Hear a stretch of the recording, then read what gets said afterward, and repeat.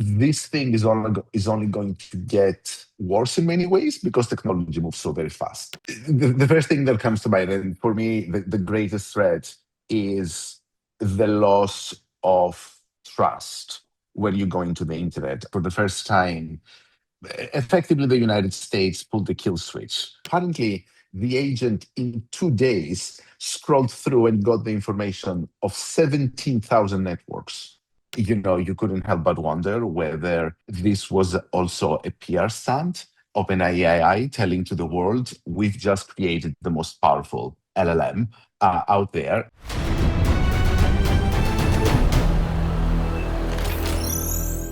Gone are the days when we only were afraid of human hackers. Now you have technology, you have AI agents that can randomly hack an entire company, let alone just a few isolated accounts. So, how does this work? And how are frontier models dealing with this new issue of AI agents going rogue, going beyond human control, and hacking into entire systems that could compromise even critical infrastructure?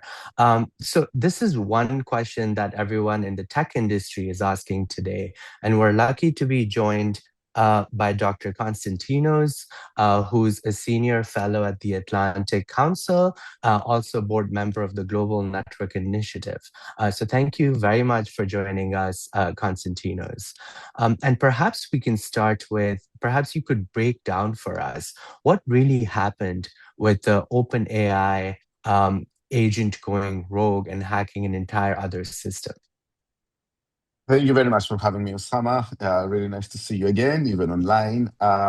So I would like to take, perhaps before we go into the details of what happened, I would like to take a step back because I think part of the problem we are having with the conversation that is happening is that we're sort of anthropomorphizing AI agents, right? We need to remember that AI agents do not have a conscience. These are tools, these are systems that are being directed, and the guidelines are given by humans. So it is not that suddenly you had an AI agent literally deciding to do something that it was not originally intended to do. It is that the AI agent, when it escaped the sandbox that it was operating, it sort of followed the instructions, but outside the environment that was supposed to operate in. So effectively what happened is that OpenAI was testing its latest LLM model, large language scale models, which it had given him certain instructions, and it had created a sandbox within which the agent would be operating and deliver those instructions. And suddenly, the agent escaped, just left the sandbox and went into the open internet and continued to perform the tasks that was given to it by OpenAI, which was to try to find vulnerabilities in specific systems. And after scrolling for days through the open internet, it found the vulnerability and identified the vulnerability within this AI company called Hugging Face. So this is, in a nutshell, what happened. A couple of things.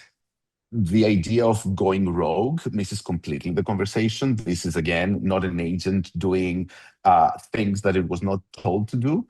And the second part is that, we need also to put this a little bit in context for many people, including myself. Once you start reading a little bit about what happened, you couldn't help but wonder whether this was also a PR stunt, OpenAI telling to the world, we've just created the most powerful LLM out there. And in light of the fact, of course, that they're going public, there's going to be an IPO for the company, or so it's rumored. This sort of creates an additional hype behind the incident. No, that's interesting that you say that because, recently there's something similar with the Anthropic where an entire model that it came up with was banned for use beyond the United States. And that's interesting for a few reasons because first, the US has been against regulating these companies, but then it stepped in and said, no, only American users can use this, not non-American. And it also shows this competitiveness between OpenAI and Claude, where people are saying, okay, yeah, maybe this is better. So this point about your marketing stunt resonates, right? So how do you see this effort to regulate by governments where the US told the company that no, you cannot offer this in the market? And how does that compare with the latest incident that happened with OpenAI? So they're a little bit different. For me, the Anthropic case was much more of a geopolitical moment that had profound implications because for the first time, effectively the United States pulled the kill switch, right? Which we have not seen before. We haven't seen it in the internet. They were stewards of the internet for the better part of the past 25 years, and we had never seen them actually use this kill switch, even though in theory, they would have the possibility, given that a lot of the infrastructure of the internet is located within the jurisdiction of the United States, and as well as a lot of the institutions that support internet development are headquartered in the United States. So it was the first time that actually we saw a very clear indication of how geopolitically important and significant the AI is becoming and technology is becoming. We always knew that, but it's right now, it is on an elevated status, if you want, because now we see governments, and in particular governments like the United States, using it.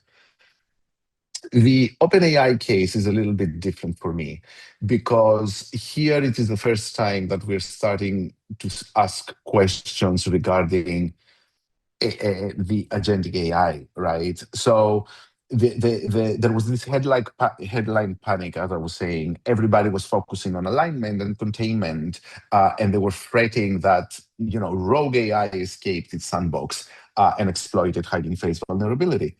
But the actual lesson for me is that the agent was not just breaking out. It was navigating an open, interconnected network like an experienced penetrator tester, right? So suddenly, this is not just anymore about AI safety, but it is also a story about the internet's core architecture and the questions that we need to be asking regarding how does it affect the open architecture of the internet. And if you allow me, just for the sake of our listeners, the internet was built primarily for humans and readable, and being readable by machines. So we spent really decades building a web around open and interoperable standards. You have the domain name system, you have APIs, you have open source repositories, you have package managers. And the whole premise of the internet was that, we need to interconnect trusted endpoints. Now, AI agents come and sort of change or challenge better this narrative, right? The agent AI doesn't care about corporate boundaries or geographic borders for that matter. It is a network of connected nodes and protocols and tries to reason through them. So effectively, those things that we were considering up until now strengths of the internet, openness and interoperability, suddenly become vulnerabilities because of AI agents and the way they behave in there. So, and we can continue talking about this, but this really goes now for us asking the right questions in order to be able and try to figure out what this new phase of the internet interacting both with humans, but also increasingly so with AI agents means. And we have been discussing this so many times, you and I also through GNI and other venues, the knee-jerk reaction is let's close systems down, right? That's it. We need full control. So, the intuition, especially of governments, will be to start fragmenting things. And that is certainly not the solution, nor is it going to fix the problem. Yeah, and that's a very thought-provoking framing that you've done, right? Because with these AI systems, are we moving, and we have already been moving towards, a more closed internet. The openness has been threatened for a while. But does the proliferation of these AI agents really threaten and accelerate the end of the open internet as we knew it? I don't think so. And it doesn't have to, really. I mean, sure, as I said, there's the political response, which will be less fragment. But take that aside, just because you have a technical issue, the internet Mhm. was intentionally designed in such a flexible and agile way to be able and deal with those things. I started engaging in the internet long before Facebook and Google were present, and right now we have moved into cloud, we have moved into APIs, we had the Internet of Things, which was a big thing, and the internet still persisted, right, because of its flexibility. Having said that, at the same time, throughout the course of that evolution, occasionally we were asking the right questions, and occasionally we did not. For instance, we missed the whole concentration thing that happened, and suddenly the internet became a collection of private networks, and it's really privatized. I mean, it was always privatized, but right now, all of us, we rarely go through the public internet, if at all. We literally go through the public networks of various companies, whether it's Google or whether it is Cloudflare or, what have you. So occasionally we have asked the right questions and occasionally we have not. Yet the internet continues to persist. Is it open as it used to be? No, it's not. And of course, there is a lot of work to be done. But just because agentic AI comes into play doesn't mean that automatically it needs to stop. We just need to start rethinking um, what do we mean by the most important notion of the internet, which is trust? Because it is all about trust, right? In the internet, we started encrypting communications, we started authenticate verification services, we have incident responses, all because we need to, or collectively, we all wanted to deal with the cyber threats that were coming in. And those are networks of trust, right? I mean, there is not a single actor that can address any of those security challenges. The same needs to happen now with agentic AI, only the questions are different. Because whereas the presumption was that most probably behind whatever cyber attack there is a user, there is a human element, right now there can be an agentic AI. So recalibrating and reframing what we mean by trust and building institutions around that in order to be able to collaborate is going to be paramount moving forward. And this could potentially also give plausible deniability to a lot of human criminal actors, right? And it Absolutely. I mean, blurs the line of criminality. absolutely. I mean, there was a lot of plausible deniability before that. I mean, there's so many cases where we can only assume that certain Mm. actors have been behind certain attacks, but you can never be sure. And of course, international law has not kept up in dealing with attribution and all those very important things that sort of they don't necessarily mitigate, but they provide some sort of a shield in order to be able and don't have such a big proliferation. Now it's going to double because the scale is so fundamentally different. I mean, I was reading somewhere, and I need to verify that, but apparently the agent in 2 days scrolled through and got the information of 17,000 networks. That is a human cannot do that, right? There is no way a human would be able to do that. So the scale now becomes so vastly disproportionate to what it used to be. And then, of course, the cybersecurity response needs to really up its game, right? Because otherwise, dealing with this scale of attack is like you explained, impossible. But Konstantinos, what I want to move to is also what this means for users of the internet, right? Because in this case, what we've seen is that they were compromised accounts. There were third parties involved that got impacted. We're told it's this company Modal in New York City. But on a larger, scale, um, how do users of the internet, be it technical users, be it developers, or be it everyday users, how do they get impacted by this new threat that we're seeing? So the first thing that comes to mind, and for me, the greatest threat is the loss of trust when you go into the internet. I mean, trust has been declining for the past too many years in the internet, in any case, due to misinformation and disinformation and all that. But suddenly, we might find ourselves in a position where nothing that is visible to us anymore is trusted.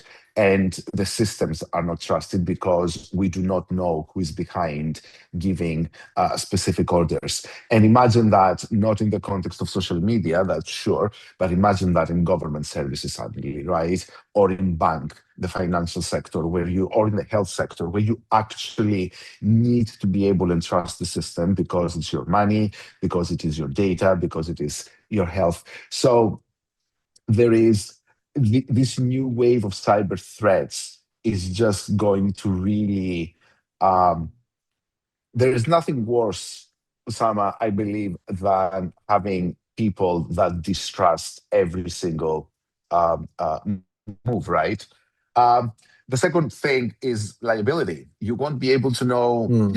anybody would be able to say, oh, it wasn't me, it was the AI.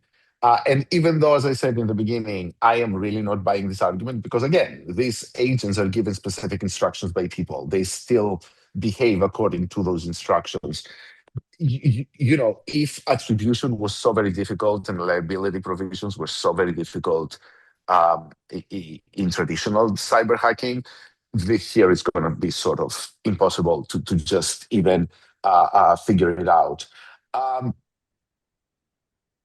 and I guess the last thing is that the more the agents start attacking the systems, the more we will see also the systems responding in ways that is to close their systems down, right? And suddenly, this isolation of users finding themselves isolated within specific services or networks or technologies is going to become um, increasingly problematic because the whole value of us being users is this, literally this. The fact that I am in Athens and you are in the United States and someone else is in Pakistan and we're able to have that. If you don't know whether one of us might be, I don't know, the prompts might be a trusted agent, then you are sort of finding yourself in a situation where we might be in separate systems and not be able to have that. Right. And what you're describing also makes me think of, there's a cybersecurity threat, and of course, there's a data protection threat, right? Where the privacy of users, as you just described, is under threat. And then you said that there's little liability or accountability avenues available. Um, so do you think this would also impact our data protection regimes? So, for example, the EU has been looking at the DSA and the DMA. Would this impact how the GDPR is shaped and how, you know, like Europe has been big on regulation? How would the regulatory push towards this in your mind be? Well, remember that Europe is going currently for oversimplification, so it Mm, will be interesting to see. I mean, I don't think that policymakers are thinking about any of this. It's going to hit us for sure because, again, there is a huge data collection. But one of the things that I'm afraid of and keeps me up at night is the fact that until it really hits policymakers to ask those right questions, we are going to see the data localization regime is going to change significantly. I mean, to anyone who is thinking of AI governance, you cannot not think it in conjunction with data governance. Those two go together. And unless we figure out this issue of data in a way that addresses some of those very concerns, right? I mean, you have an American company scrolling through the open internet and collecting the data of millions of people around the world, however, um, to the discomfort of a lot of jurisdictions doing that. Unless we are able to address that, I feel that by the time the data protection laws and all those things come in, it will be too late. So we just need to do it sort of at the same time by asking those right questions. And that reminds me, because we're also seeing this sort of AI race between China and the United States, right? So we saw how DeepSeek was launched and how it impacted the American AI market. That has sort of slowed down currently, but we also saw high level presidential level exchange between the US and China, where AI companies and CEOs were center stage. So are we looking at threats from Chinese companies, for example, also? Or how does this regulatory framework look like in that context? Because of course, presumably we're seeing American companies do all of this. Would we also have to be careful about AI companies from China, frontier models from China, that could have similar impact? Of course. The difference is, I mean, make no mistake, Chinese companies are doing exactly what the American companies are doing their model. They're testing them, right? If the difference is that they're not disclosing any of that because they don't have to. They only disclose it to their government. And that is extremely dangerous. I mean, you know, I don't want to be misunderstood. What has happened is profound and extremely dangerous, but and not fully transparent, frankly, right? Because we got some information that there was a model that was supposed to do a, a security vulnerability testing within a sandbox, and it escaped. That's all that we know. We don't know the prompts that the model was given. We don't know what purpose exactly it was serving. We don't know any of that. But at least we know that this happened. With the Chinese companies, we don't even know that. So I want to be very careful in explaining to everyone that this is also happening in China, but we have zero information, and the only entity that does have that information is the government, which gives, in some ways, even for the simple user that doesn't hear that the ex-Chinese company had that incident, but this company had that incident, I don't know, may choose Chinese just because not all the Mm. information is out there. So I think I keep saying this, and I think that, I know it sounds very abstract, but it's really so foundational in whatever we do. There is an opportunity to start talking to one another on AI because the concerns, well, most of the concerns are the same across the board, right? No one wants financial systems that are vulnerable to anyone that can use an LLM in order to be able and hack them. No one wants a health infrastructure that also is prone. Same for government services, same for critical infrastructure. We should be able to agree on a threshold there in terms of disclosures, in terms of public documentation, create transparency and accountability, clear transparency and accountability provisions that allow us to understand better these models and assign responsibility when responsibility is due, because this thing is only going to get worse in many ways because technology moves so very fast, right? So in 2026, you have an LLM that managed to do that. Who knows what's going to happen in 6 months or in 2027, right? I mean, you might have an LLM that does something much more profound. So the ability to create collaborative frameworks across the world through a trusted mechanisms is going to be so very important. And that's where you will need huge support from governments, and you will need huge support from the private sector, and you will need your civil society to come in and try to figure out how best to do it. And you will need the technical expertise to explain what's happening every time one of these incidents occurs. Right. So you've described the importance of transparency here, which is, one of the main principles that has been proposed as part of governance. And you've touched upon this a little bit. But when we talk about governing frontier agent tests, or governing AI in general, other than transparency, what are other very important principles that have to be present for the benefit of our audience? And then, second, what would the ideal way to operationalize that be? So transparency and accountability are the obvious ones, right? I mean, you cannot possibly have a regime or a governance system that does not obey to those two principles.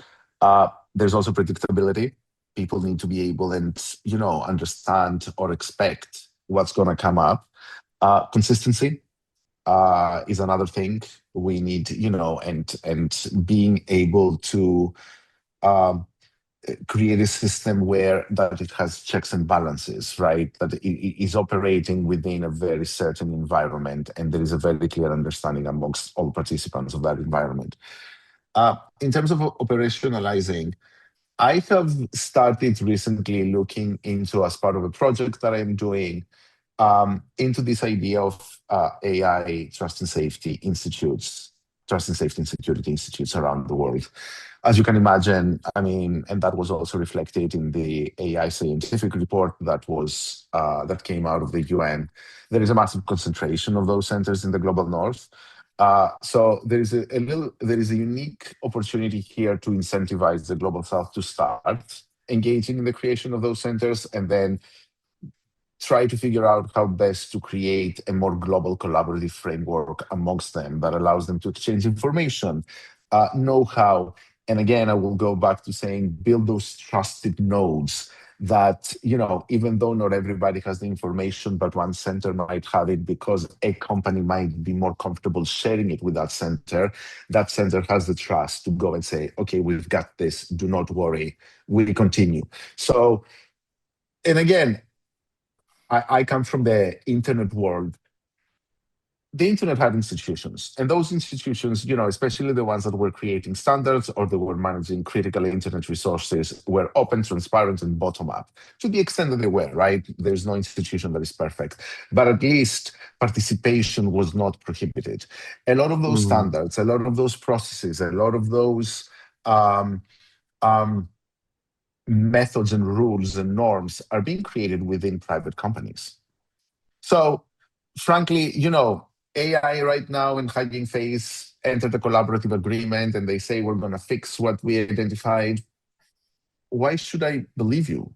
I mean, Mm. literally, there are private companies that are asking us with having shared limited information, and they say, okay, we've got this, trust us.